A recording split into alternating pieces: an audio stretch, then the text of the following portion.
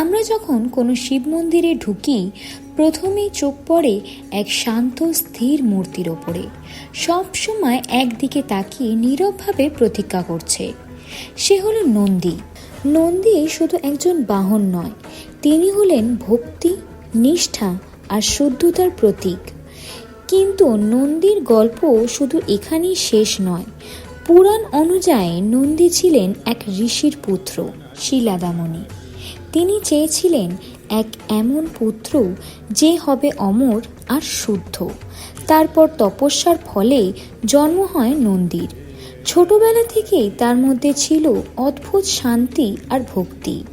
কিন্তু একদিন কিছু ঋষি বলেন এই শিশুর জীবন খুবই ছোট।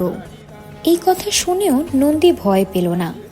তার মন শুধু একজনকেই খুঁজল, মহাদেব।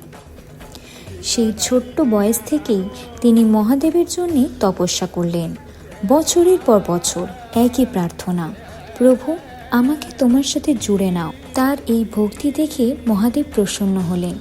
তিনি নন্দীকে শুধু আশীর্বাদ করলেন না, তিনি তাকে নিজের অংশ বানিয়ে নিলেন এবং তার সঙ্গে সঙ্গে নন্দীকে দিলেন অমরত্বের বর আর করলেন নিজের দ্বারের রক্ষক।